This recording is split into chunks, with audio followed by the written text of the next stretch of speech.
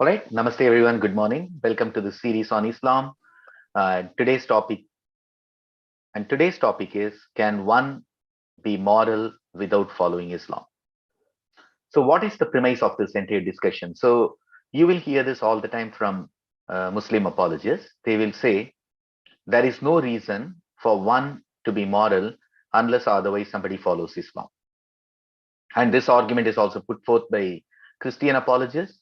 They'll argue exactly the same. This argument comes in different variants. Sometimes they'll argue, but for Christianity or Islam, I would have been a terrible person. Okay, and I am a moral person today because Islam or Christianity made me moral. I have been following those teachings, and that's what makes me moral. So this is a very, very common argument put forth by apologists of both Christianity and Islam. But it's not only the apologists. So even a lot of lay Muslims, and today we'll focus on Islam, so we are not going to talk about Christianity. A lot of lay Muslims will often come and argue with you that they are leading a moralistic life because they are following the teachings of Islam. So one of the most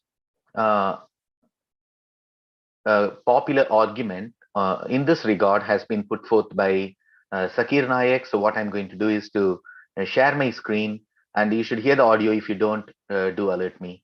And then I'll play that video for a couple of minutes, then base the rest of my discussion on that. And today's speech is going to be a brief one. It's going to be for about 15 minutes or so. And then I'll open it up for questions. So let me play the video and then do alert me if you don't hear the audio.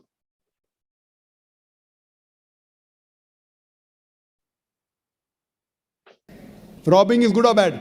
Robbing is bad. Bad. Yeah. Raping a girl is good or bad? No, bad. Bad. Okay, now I'm asking you a question.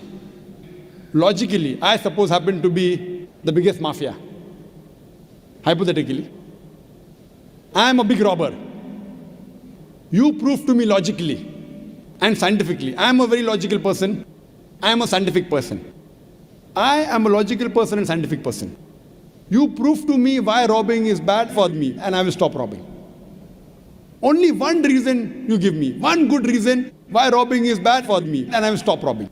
It hurts others. It hurts people.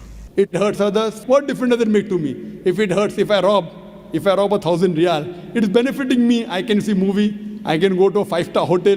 What difference does it make whether it hurts others? Does it hurt me? I told you, prove to me why it is bad for me, not for others.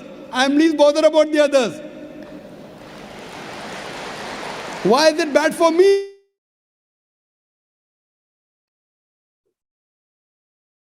All right.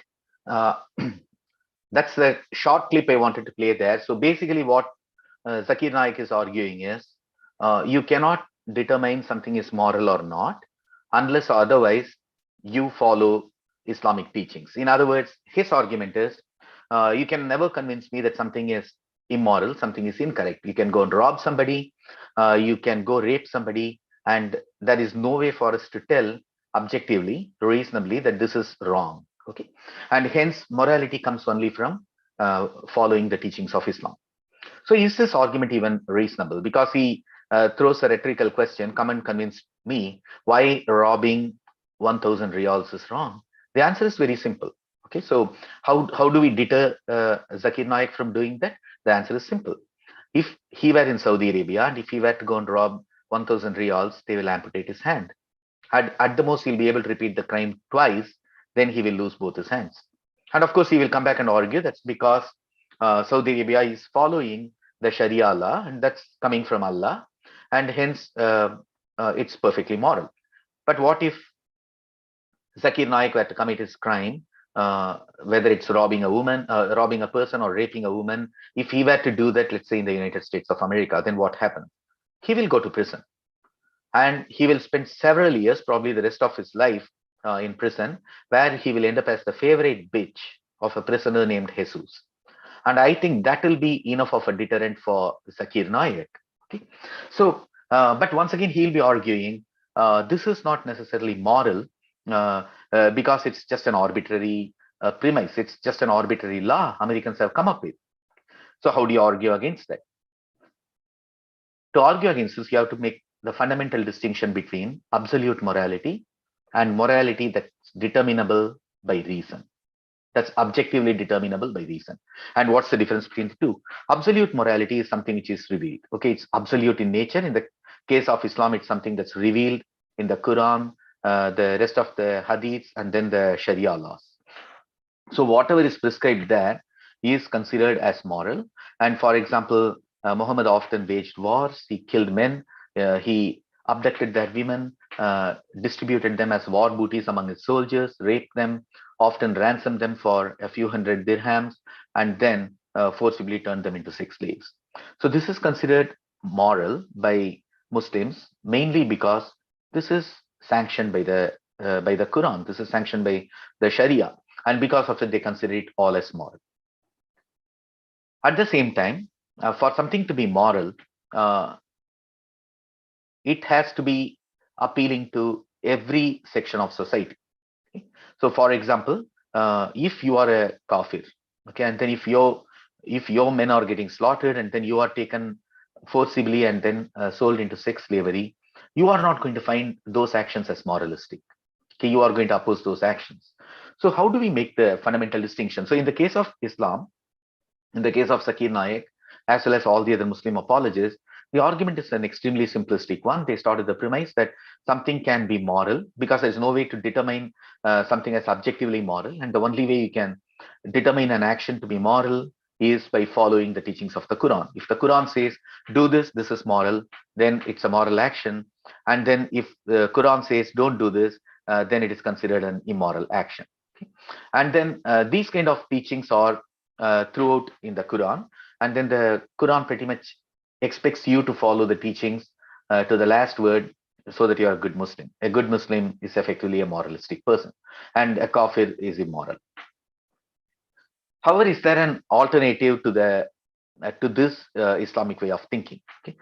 We already saw why it is extremely limiting and why it is subpar, mainly because you can commit the most heinous crimes, such as murdering other men, taking their women as sex slaves, ransoming them, and then selling them off into sex slavery, and all of these things, which Muhammad did, his followers did. And since Quran teaches that Muhammad is the perfect role model and all the Muslims should emulate him for all times to come, even today, when ISIS goes and wages war, for example, against the Yazidi people, they take their girls as young as 13, 14 years of age, and turn them into sex slaves and rape them and marry them, quote within quote, marry them to jihadis. And they are all following the example of Muhammad. So we can say, or at least we all feel, that this is something terribly wrong. Okay, so this is something terribly immoral, but you won't be able to convince a Muslim, because Muslim will argue exactly like how Zakir Naik argued. He will ask, so who decides what is moral? As far as we are concerned, we Muslims are concerned, something is moral if it is approved by the Quran, if it's approved by the Sharia, and something is immoral if it is not. How do you argue against them? What is morality? What is considered a desirable action? So this has been discussed at length by a lot of people. The Dharma Shastras discuss this at length. Other texts, other philosophical texts like Tirukural, they discuss this at length. A moral action is something that brings about happiness to everyone. And then moral action is something that is very closely linked with a lot of other things like empathy, hitam. Hitam is a Sanskrit word that expects you to not say harsh things or other things, and be nice to the other person. So a moral action is something which appeals to everyone and which is beneficial to everyone. And then to one of the recent books that has argued this very well is The Moral Landscape by Sam Harris. So Sam Harris is well versed with Vedanta traditions. He's well versed with yoga. He's well versed with Buddhism, and then he has meditated in India. And then on top of that, he's also a neuroscientist and a philosopher. So he brings a wealth of expertise from all of these domains, and he makes a very good argument. He says morality is that which maximizes collective well-being. So the term collective is defined in the deepest and the broadest sense possible. And this is pretty much in line with how the Dharma Shastras are defined it. So for example, if you look at the Kama Sutra says that everything written in the Dharma Shastra should not be taken as a social practice. Sometimes those are written in a symbolic language, and nor should it be assume that everything written in the Dharma Shastra should be followed at every point in time. In other words, uh, uh, Vatsyayana here pretty much declares that something written in a text automatically doesn't become um, dharmic. And then Dharma Shastras themselves talk about that. Manusmriti talks about if a practice is not in, maximizing the well-being of society, if it is not promoting harmony in society, then it should be abandoned, and then we should come up with another set of teachings. So, in other words, Hinduism, very much like um, uh, Sam Harris, takes a very different approach to morality. In our case, morality is not absolute. Morality is not something that's revealed and hence it should be followed. You cannot ask any questions. On the other hand, Dharma Shastras, texts like Tirukural, Kama Sutra, Artha Shastra, and all of these texts, they put forth a more reasonable argument for morality. And what is this based on? This is based on number one, the criterion of reciprocity. So, for example, for a society to be stable, for a society to be non-exploitative, our actions should be reciprocal. So, for example, you do something good to me, and I should be able to reciprocate that. And when the rest of society evolves a social contract around the criterion of reciprocity, then it improves the collective happiness of everyone in society, and it also uh, improves, promotes harmony within society, and hence it is considered moral. And in the case of Hinduism, uh, as well as other dharmic religions like Buddhism, Jainism, etc., they have evolved something even more sophisticated than this. They have come up with the concept of ahimsa. Ahimsa uh, is very closely related to the concept of dukkha, right? And then dukkha is not suffering, which is often mistranslated, but it is rather the dissatisfaction that arises out of pursuing some actions. So, for example, you are running after money. Okay, you make $100 tomorrow. You will be happy, but then that happiness will disappear after a couple of days. Now you'll start clamoring for $200. So there is no end to it. So you can chase, but then you will end up facing more and more of dissatisfaction. That is what is known as dukkha in Sanskrit texts. And it's very closely related with ahimsa because when we experience dukkha and then to indulge in our own sense gratification, what we often do is to indulge in actions that harm others. Okay, so for example, you may go and wage a war because you are coveting somebody's wealth, but that leaves a trail of widows, a lot of dead people, orphans, and everyone. That's why when you look at the Bhagavad Gita, the first two chapters, it starts with the same moralistic question. So Arjuna is not obeying Krishna because he is an avatara. Okay? And instead, he is asking questions. He's saying, why should I go and fight my own teachers, my own elders, my own cousins and brothers and everyone? And if I do that, there will be Varna Shankara because there will be a lot of soldiers will be getting killed, their wives will become widows, their children will become orphans. So why do we do that? Why is it right? Okay. Then Krishna doesn't say anywhere that, look, I am divine incarnation, so you have to go and fight the war because I'm asking you to do that. He doesn't say that. This is the exact opposite of what the Quran says. This is the exact opposite of what Islam teaches. Instead, Krishna convinces him.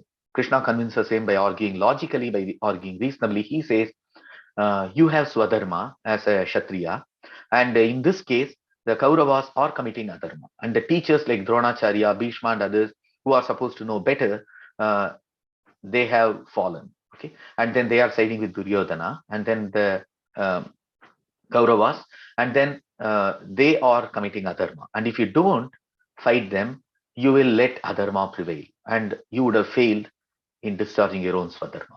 So these are the arguments that Krishna makes, and it's only towards the end he comes up with the Vishwarupa Darshana, where he now impresses Arjuna that he has not only convinced him logically, but then he is also divine. Okay. So this is the approach Hinduism has traditionally taken. In this case, morality is objectively determinable.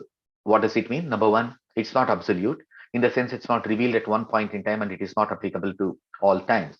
Even Dharma Shastras and Kama Shastra texts and even Artha Shastra texts, they all repeatedly highlight this fact that something has to be abandoned if it does not promote harmony, if it does not promote happiness for everyone in society. So, in the Hindu point of view, an action is dharmic, or an action is moral, and dharma is not a direct translation of moral, but then I'm just simplifying for the sake of ease of understanding. So it repeatedly points out that these are things where the wise people will be able to analyze, will be able to discern what is good for society, and then by a process of cogitation and by a process of discussion, they will be able to come up with a set of teachings that are considered as ethical, that are considered as moral for all of society to follow. And this is exactly why we do not have a single Dharma Shastra and we have multiple Dharma Shastras. And when we follow this kind of an approach, we have a lot of hope because we may get it wrong sometimes. Okay, some of the Dharma Shastra writers may have occasionally got it wrong, but then there is also scope for correction because you can evaluate, is this action serving us better? Then you can evaluate it better. But even more importantly, the concept of ahimsa that we came up with in Hinduism is not only limited to human beings, it's also extended to every other life form because all forms of life are considered sacred in Hinduism. For that reason, all the Dharmic religions, as well as in many of the Eastern religions. So, in this case, what we are doing is we are looking at the harm done to other beings. Okay, that's why the concept of vegetarianism evolved, and even in the Vedic sacrifices, when once upon a time animals were sacrificed, the concept of pishta pasu, right, or pishta pashu, meaning that's something which is made of rice flour and other things, they are sacrificed instead of the real animals being sacrificed. So, and all of these concepts came up because Hinduism embraced the notion of objectively determinable morality. It's determinable by relying upon reason, by relying upon the criterion of reciprocity, and by relying upon what we can call uh, other principles like ahimsa, hitam, and all of these things. So the notion, the underlying premise, and as well as the outcome of the Hindu system of morality or objectively determinable morality is that we can use our faculties of reason to decide whether an action is moral or not, and then we can come up with it. And how do we know which of the two is correct? So, a lot of times determining something as morally acceptable is not straightforward. It's extremely difficult, right? So, can we go and kill a terrorist in a preemptive strike? uh, Impulsively we'll say yes, but then it does not leave out all the questions that Arjuna asked Krishna in the first two chapters. Because what if the terrorist was just somebody who had been brainwashed from childhood, and uh, we may be able to get him out of the brainwashing? Okay, and what happens if we kill the terrorist? Okay, he may be having a wife and he may have young children. Would they all end up suffering? The answer is yes. Okay. The first question, yes, he may have been brainwashed, and we should be able to get him out of the brainwashing sometimes, not always. And then if you go and kill a terrorist, if he's a 25-year-old guy, probably he has a young wife, and she'll become a widow, the children will become orphans. All of that is true. But then we also evaluate the other side of the coin. What if this terrorist were to set off a bomb and that will kill a dozen innocent civilians? Is that acceptable? Because those people will die, their wives will get widowed, their children will be orphaned. And why is that acceptable? So in this case, what we are doing is we are uh, juxtaposing the two alternatives. And then we are saying, in one case, this person may be brainwashed, but then he's still committing a set of deeds and set of deeds that is going to take away lives, that's going to bring about immense suffering. On the other hand, the others, in this case, the innocent civilians, have not done anything wrong. Okay, so they are not the ones who are brainwashed. They are not the ones initiating an action to go and kill someone. So between the two, it's reasonable to say that the one who respects the criterion of reciprocity, the one who is extending the moral argument, that is, an action that increases everyone's well-being, should be right to live should be privileged over the right of a terrorist to live. Okay, so that's how we justify, but it's not an easy justification. In some other cases, justification can even be more difficult. But at the end of the day, this objectively determinable morality, which we follow in Hinduism, allows us to evaluate a set of actions based on a lot of principles. Some of that we already talked about, that which increases collective happiness of everyone, that which follows the principle of ahimsa or hitam, and then that which follows the principles of reciprocity and all of these things. And because of that, we extend these concepts not only to fellow human beings, but also to other animals. So today, we can reasonably argue that our Hindu premise is the correct one, or our Hindu framework is the correct one for multiple reasons. Number one, even the Greek chroniclers who accompanied Alexander the Macedonian 2,300 years ago, they remark that when Hindu warriors fight, they don't harm the civilians. And time and again, we know even though wars took place in Hindu kingdoms, Hindu kings and soldiers did not go about capturing and raping women. Those things did not happen. Okay? Because the concept of ahimsa and hitam were deeply rooted in society, and it was very difficult for these people to commit these actions, at least on a sustained basis, at least on a prevalent basis, and at least based on religious sanctions. Okay, there could have been exceptions, but those did not have any religious sanction, and they often went against the kernel of what society considered moral principle. And in contrast, look at every Islamic society where they are following absolute morality as revealed in the Quran. Uh, those societies are one of the most unhappiest places. Okay, their women are subjugated, their children are abused and subjugated, and the non-Muslims are treated as second-class citizens. And wherever Islam spread, it spread by sword, because that's what the Quran enjoins. And as a result, literally tens of millions of people were killed in Islamic jihad over the last 1,300 years. And that itself should be enough to tell us that objectively determinable morality is any day superior to absolute morality. Absolute morality is what you find in the Quran, what you find in Islam, whereas objectively determinable morality is what you find in Hinduism and what you find in the discourses of modern philosophers like Sam Harris. And in the case of Islam, there is only one way you can sustain absolute morality. That is by suspending reason. And this, once again, should come across as discordant to any reasonable person, because even when you look at the Shankara Bhashya, where Adi Shankara says, even if the Shruti says that the fire is cold, you should not trust it. You should go by pratyaksha, right? That which you can discern, that which you can determine. Because fire is hot, you can touch it, you can feel it, it's hot. So our framework, our Hindu framework repeatedly teaches, even if a text says something, and then if it comes across as unreasonable, don't follow it. Okay.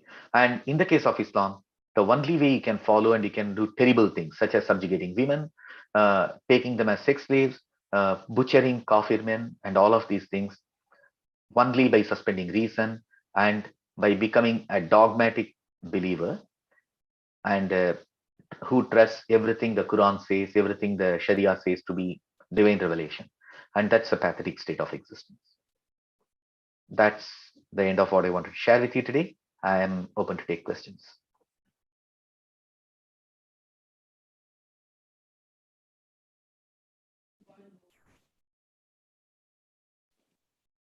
Hello.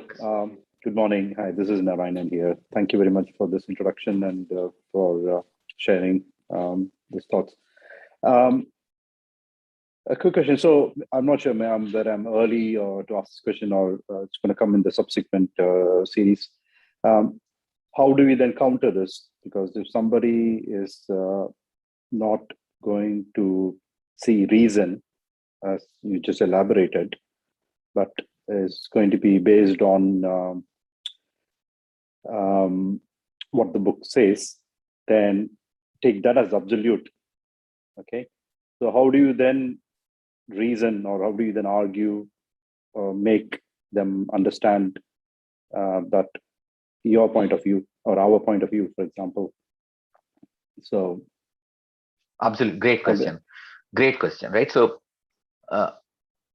how do you convince someone who's dogmatic, someone who's a Muslim, who is dogmatic? How do you convince that person that absolute morality as it is revealed in Islam is wrong, and absolute morality as revealed in Islam is wrong, and objectively determinable morality as you find in Hinduism is correct? How do you convince that person? You cannot. Okay, for the most part, you cannot convince that person. The reason for that is, in cognitive sciences, there is something called persuasibility. Okay, so our persuasibility starts declining from the age of 8. Okay, so if something is deeply imprinted in you, in your mind before you turned 8, it's very difficult for you to get rid of that idea. Okay, so and then in the case of Islam, or for that reason even Christianity, uh, the indoctrination happens from infancy. Okay, so by the time a child turns 8, he or she has been indoctrinated heavily and imprinted with the teachings of Islam in the mind. So they won't challenge that at all. Okay, very rarely they will come across. In fact, last week's call I was giving some of the statistics. In general, Muslims are extremely conservative. Okay, this is what Majid Nawaz and others point out. They are extremely conservative. Okay, so when we talk of a spectrum, you can reasonably conclude that 96, 97% of the Muslims fall within the conservative side of the spectrum. Okay? Some of them openly support the Sharia. That's not a small number. Among the British Muslims, it's something like 29 or 30%. And then among the Pakistani Muslims, it's like 84 or 85%. Okay, they all crave for the Sharia.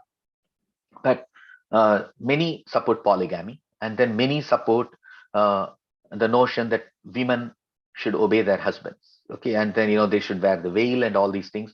All these notions are very prevalent. It's not that those are held by a small number of people. Okay, and then since it's a congregational religion, they tend to reinforce this belief. And even if you slightly go away from the belief a little bit, when you show up in the mosque on Friday or the weekend, they will brainwash you again. Okay, so and then there is shunning. Okay, if you depart from the teachings of Islam, the rest of the community will shun you. This is something all ex-Muslims will repeatedly point out. Okay, when they apostatize from Islam, they are shunned by not only their community, but their immediate family too. Okay, so which most human beings wouldn't want, because we are social animals, right? And then we need the family, we need friends, we need the community. So the answer is, once a Muslim has become an adult, it's almost impossible to convince them. Okay, that you should be reasonable, don't be a dogmatic follower of Islam, and don't base your morality on Islamic teachings. Okay, it's extremely difficult to do. That's exactly the reason why a critique of Islam, a no holds barred critique of Islam, becomes must. Okay, it's for two reasons. One, which we just discussed. Okay, for a lot of Muslims, once they become adolescent or adults, they are not going to give up their teachings. Okay, a vast majority of them. When I say vast majority, it's upwards of 90-95%, right? Then there's another reason too. Sam Harris talks about this in one of his books. When Obama uh, becomes the president of the US in 2008 or something, he nominates as his bioethics advisor, okay, a lady who is an academic, and I think she was at Stanford at the time, I don't recall fully, as the chief advisor for him on bioethics matters. Okay, so Sam Harris has a one-on-one conversation with this woman. Okay, so where she very dogmatically declares, so she's a Western scientist, right? She's a white woman, a scientist, and she's a bioethics advisor to Obama, and she declares, you cannot criticize something if it comes as a religious teaching. Okay, so so this kind of belief that a religious teaching cannot be criticized is prevalent not only among conservative Muslims, it's there among liberal Muslims, but it is also there among even what we would call scientists and enlightened people, right, or educated people in the West. So if something is in the religion, why do you criticize? And then the worst form of this argument was made by the late um, Harvard biologist Stephen Jay Gould. Okay, Stephen Jay Gould was a brilliant biologist. Okay, as a biologist, his contribution to science, to evolutionary biology is phenomenal. But he also came up with some of the most absurd arguments in when he strayed outside of biology. And one of the arguments he put forth was what is known as NOMA, okay, or non-overlapping magistria. Okay, it's called NOMA or NOMA. So Stephen Jay Gould argued that uh, the realm of religion and secular world are completely different, and one cannot have a say over the other. Okay? And this is something I have criticized extensively in my books. I have criticized that in my online essay. There's a two-part critique I wrote of secularism, in that I have criticized this. But in a gist, here is the gist of my critique, right? So my critique is, there is zero evidence that secularism and religion are dealing with two different sets of phenomena. Okay, they are concerned with exactly the same phenomena, in my opinion. Okay, one, they are all concerned with the phenomena of birth, phenomena of living, phenomena of death, and what happens beyond death. Okay, so this is exactly what your secular world is concerned with. and this is exactly what your religious domain is concerned with.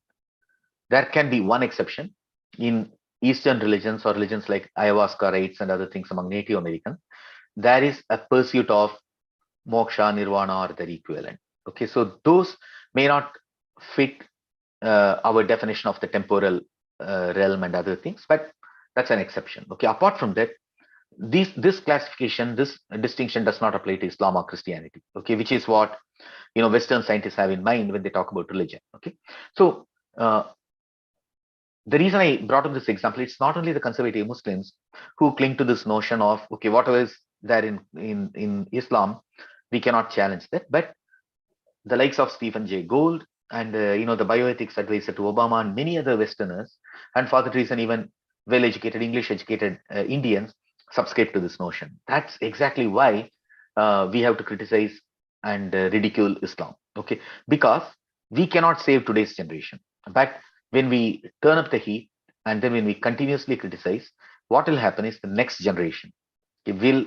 find it very difficult to follow Islam. Okay, and then more importantly, if they are forced to listen to critique of Islam in the classroom, in the media, in social media, etc., then that's going to produce cognitive dissonance in those adolescent kids, and many of them would come out. Okay, so the only way we cannot convince them that absolute morality is wrong and morality is objectively determinable.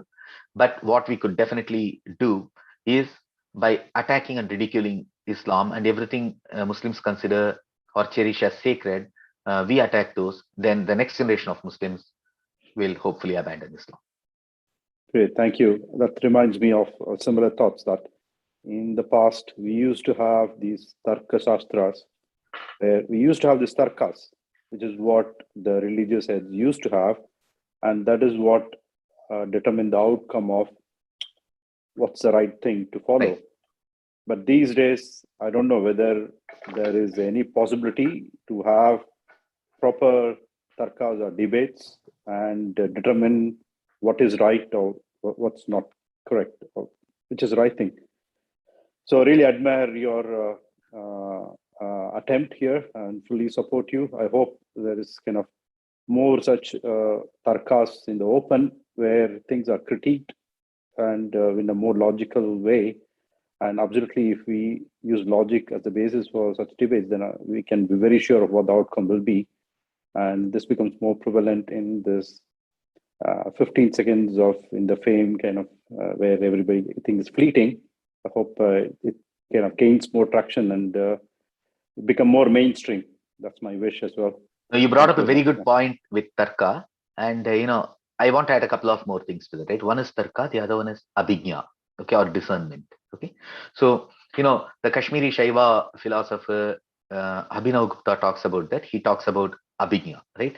Because we privilege jnana, okay, over a lot of things, okay. But then jnana itself, in the Paramarthika, it takes a very different meaning than in Vyavaharika. Okay, so Vyavaharika is the temporal world in which we live. Okay, so the jnana we have here is always open to getting updated. Okay, so that's why only when it comes to Paramarthika, only when it comes to Moksha Marga, the Shruti Pramana is highly valued. Okay, so whereas we have other sets of Pramana when it comes to how we deal with the temporal world, right? So, but that's why more than knowledge, what is even more important is abhigya or discernment. Okay, so but everyone doesn't possess discernment, and we can see that even in our day-to-day lives, right? So you'll have a brilliant programmer who's working with you. He or she can write great algorithm, but on other aspects of life, you'll find this person absolutely lacks discernment, right? So, and this is very common. I'm just using a programmer as an example. This is true of everyone, right? And you'll find that, I mean, how come this girl who's so intelligent and who's so capable lacks a sense of perspective, right? We often wonder these things, right? So, and that applies to all of us, and that's why what is important in the Hindu worldview is the opinion or the discernment of the Vipra. Okay, so Vipra is a Sanskrit word. Its Tamil equivalent would be Sauntrur. Okay, so not everyone's opinion counted the same. Okay, someone who's wise, okay, and someone who has spent a lot of his or her time contemplating on the nature of reality, on what is the right course of action, etc., their opinions counted a lot more, okay, than the opinion of, it was not the least common denominators that prevailed. At the end of the day, the highest common uh, functions of society, which are the Sondror or the Vipra, their opinions mattered most. Okay, so I think we can absolutely revive that. Okay, the tradition of uh, Tarka. Okay, and then where we have followed different systems, right, for how we can critique other religions. Purva Paksha is only one of the methods, and it only applies when the other school you are criticizing also accepts some of the pramanas that you accept, right? And you cannot do Purva Paksha of Christianity or Islam, okay, because they don't accept any of the pramana that we consider as reasonable. Okay, so you have to have a common framework for the two to debate. However, Jayanta Bhatta in Agama Dambara gives a very good prescription for that. He says when a certain religion is harmful, okay, you have to ridicule it. Okay, you have to even suppress it if needed. Okay, so that's a prescription which is very age old in Hinduism, because Jayanta Bhatta lived about 1200, 1300 years ago. Okay? And we could follow that, and we can take apart every fundamental premise of Christianity or Islam.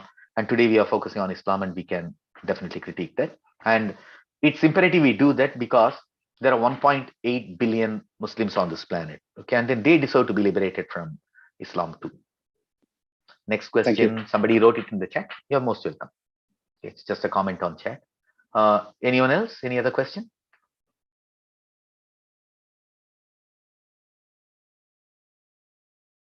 You're speaking on mute, Karthikeyan.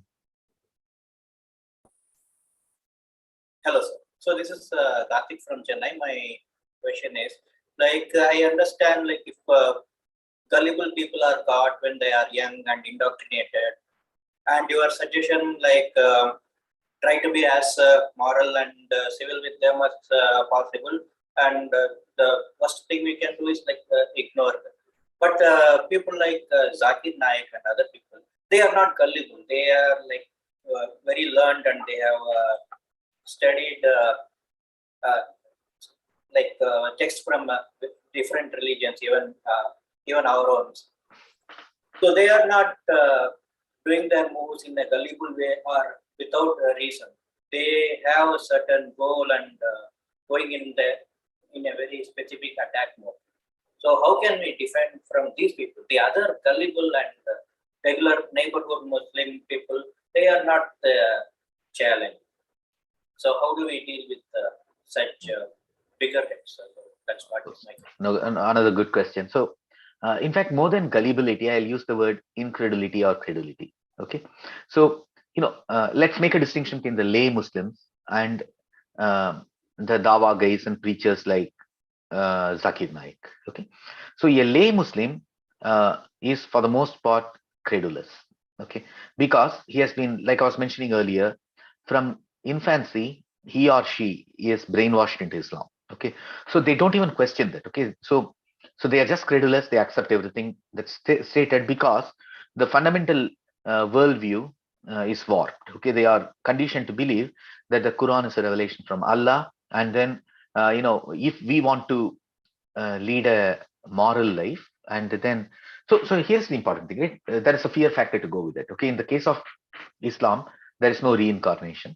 Okay, and then you have one life, and then there will be a judgment day, and then if you have followed the Quran, and then if you have followed Islam, and then if you become a good Muslim, then you will go to heaven for eternity. Else you will go to hell, where you will be burning and suffering for eternity. Okay, so this kind of fear appeals to very base instincts in human beings. Okay, if they have not been brought up, okay, to study the Vedanta, to study Nyaya, to study Bhakti literature and other things, then all they have is this kind of a very simple template, okay, which is built on fear, and most of them, as a result of being brought up in this kind of a system, become credulous. Okay, and then they just believe everything that is told, because they have not challenged their fundamental beliefs to subject their fundamental beliefs to any kind of scrutiny or challenge. Okay, now that's why for those people it's very difficult to get them out of that once they become adults. Okay, the only way it happens is by repeatedly critiquing, and then uh, producing cognitive Yeah, dissonance in them. Yeah, we can do that, right? Now, come to the likes of Zakir Naik. Okay, they may fall into two categories. Okay, one of them could be total charlatans. Okay, they don't believe in anything they are saying, right? But then they will still say these things because this serves a purpose. But I don't want to make that assumption. Okay, they because may it, also be financially yeah, profitable. yeah, no, yeah, I understand. So let me finish that. So that's obviously a financial incentive. Okay, but then let's not make that assumption that all of those people are doing that for financial or other material gains. Okay, because you look at the kind of people who go and enlist in ISIS or Al Qaeda, and who become jihadis who blow themselves up. Okay, they are not doing it for material gains. And if at all anything, many of them are well-educated people. They come from reasonably wealthy families. They have studied in the UK or Germany or other places. Some of them have even earned master's degrees. Okay, and then that means uh, they could have led a very comfortable life, materially speaking. Okay, but then they are willing to sacrifice all of that to blow themselves up and become jihadis. Okay, to become fidaim. Okay, why?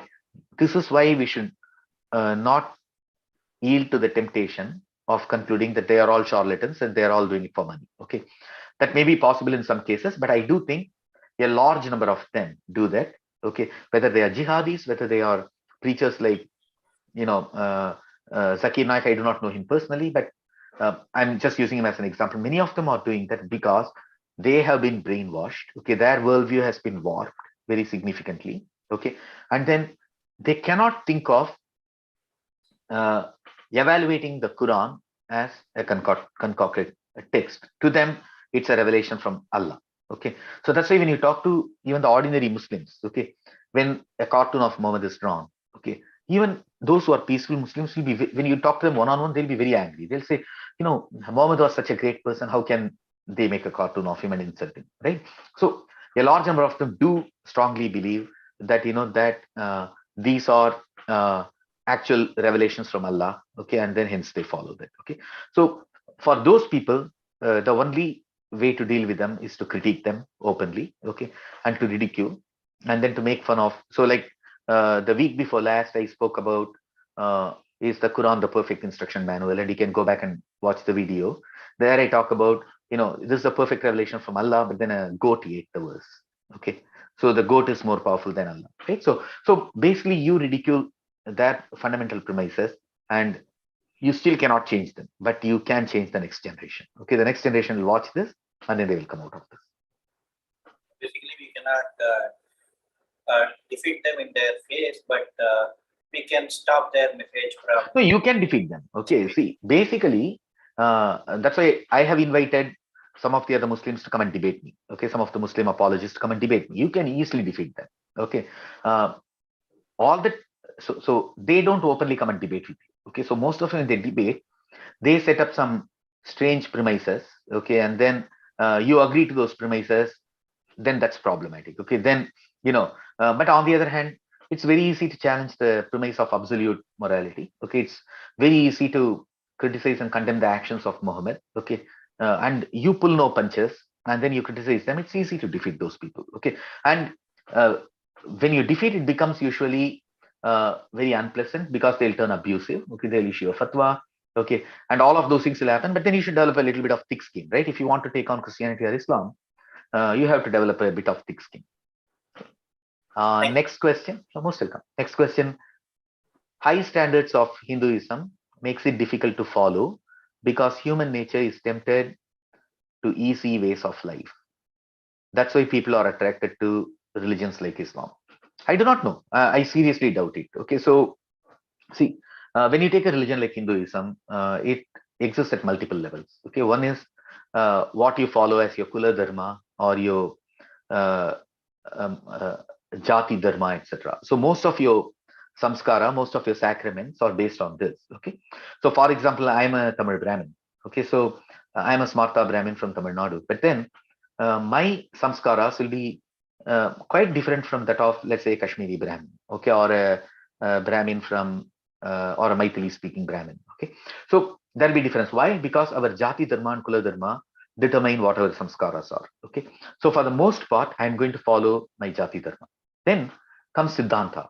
Okay, so following this Jati Dharma is not difficult for most people. Okay, and this is not only true of the Brahmins; it's also true of every Jati. Okay, so every jati has its own set of sacraments and they follow, and that's not difficult.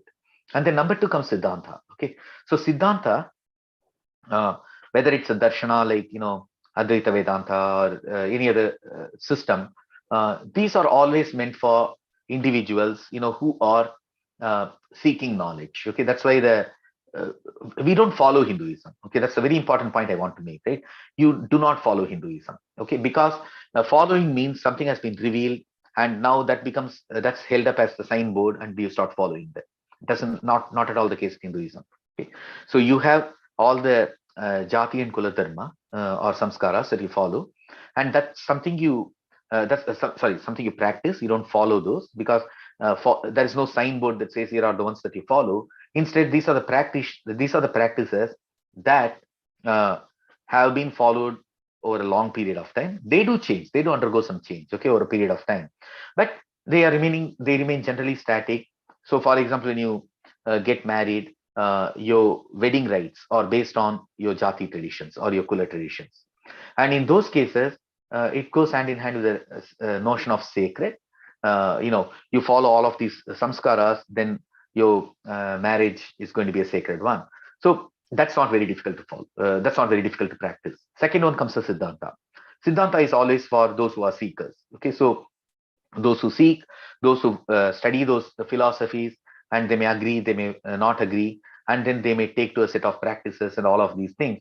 But once again, it's a practice and it's not following. Okay, so you don't just become a blind follower in Hinduism. Then third comes what you can call the practices that relate to moksha dharma. Okay, and this could be if you take Buddhism, it can be different practices that relate to nirvikalpa samadhi, or when you take a lot of the yoga traditions, videha kaivalya and other things, or the teachings of the moksha marga, the practices that go with it, or when you go to the Native Americans, you have the ayahuasca rites and other things. So all of these things are for example, practices that allow you to experience an expanded reality.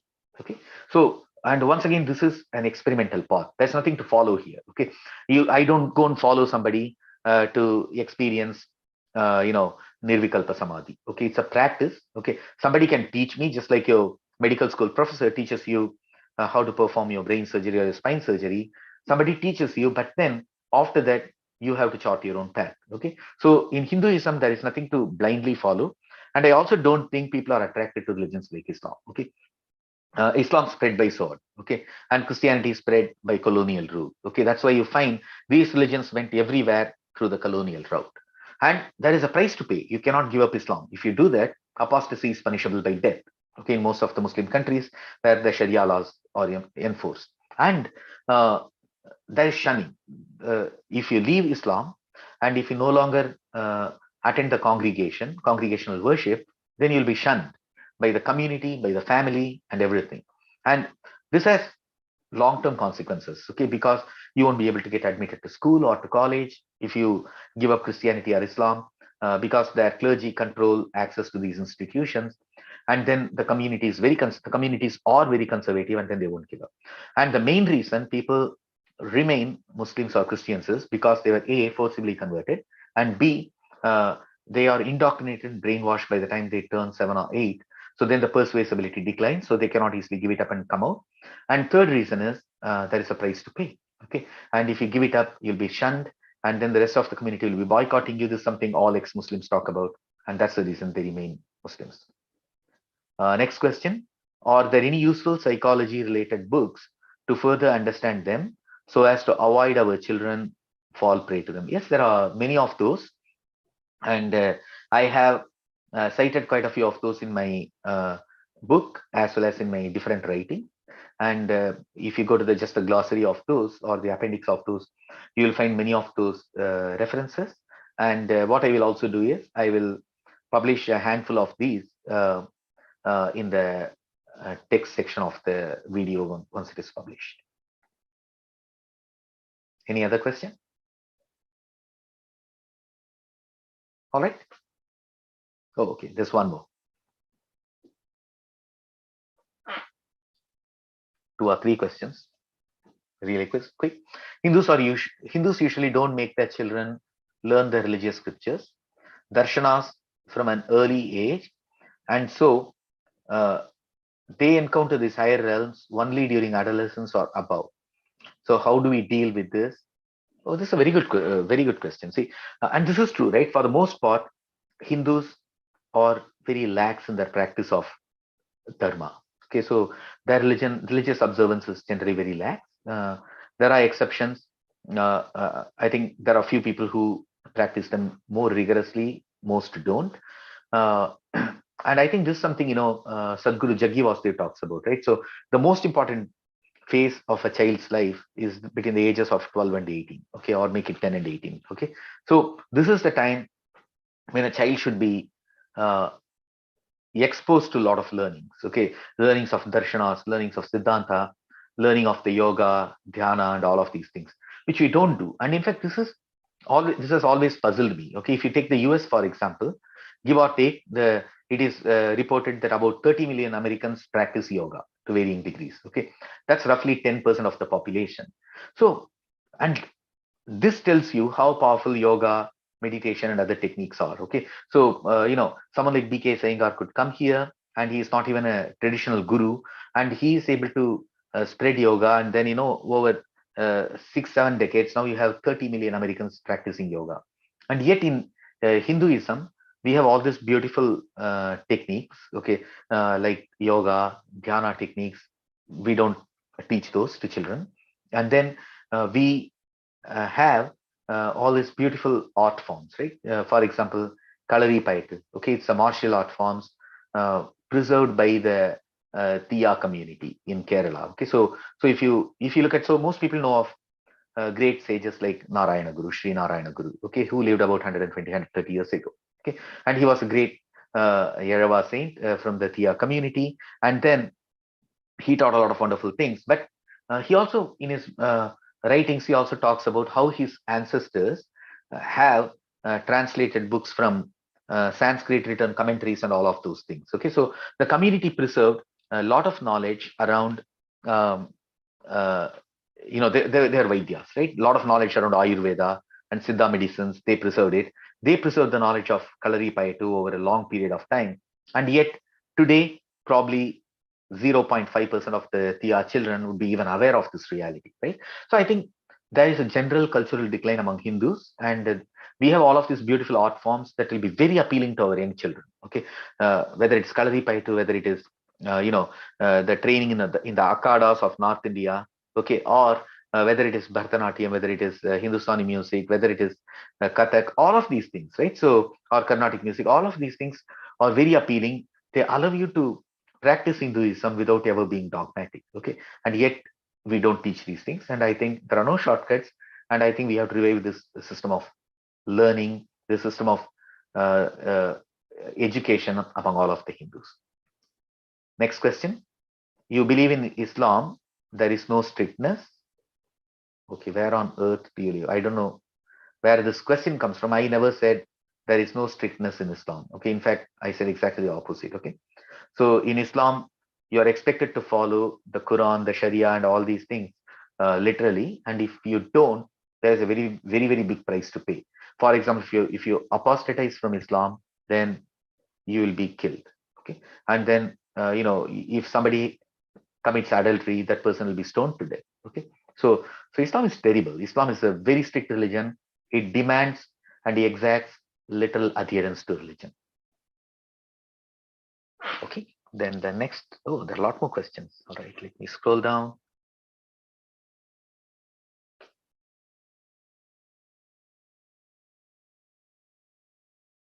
There's a comment, Sashtanga pranams for your commitment towards Dharma. So, no, so please don't thank me at all. And I think this is our duty, right? And, because Manusmriti tells, Dharmo Rakshati, Rakshitaha, right? And Dharma protects you only when you safeguard Dharma. Okay, so we cannot ever say, look, somebody will take care of this for us, and we have to do this. Okay, so and then we have a tradition, right? So where, for example, the Rajput women sacrifice their lives so that the future generations would be able to enjoy Dharma. Okay, they could have just ended up in the Islamic harem. They did not. Okay, they sacrificed their lives. So our ancestors, or if you take Sri Rangam, there is a 14th century text called Koil Ulugu. Okay, so that was the time when Ulugh Khan invades Sri Rangam. He ransacks everything. He kills, then he desecrates the temple, then he demolishes the murtis in all the temples, in both in Sri Rangam as well as in Tiruvannaikaval, and then the Brahmins, they are called the Arya Bhatta. So according to Koil Urga, there were 13,000 of them. And then they take to fight. Okay. And none of them is trained in swordsmanship. But then they value their dharma and their achara so much that they took to fight. Okay. And all of them were killed. That's a different story. Okay. But they did not value their life more than how much they valued dharma. Okay, so they were willing to sacrifice their life so that the future generations would be able to practice dharma. So it is our duty. All of us have to do that. So absolutely no need to thank me. I want my future progeny to be experiencing dharma. Next question. There are a lot of YouTube links posts, so I do not know what those are. Anyway, I think if there are no more questions, thank you very much for joining. We are on top of the hour and we'll meet again next week. Thank you very much. Thank you.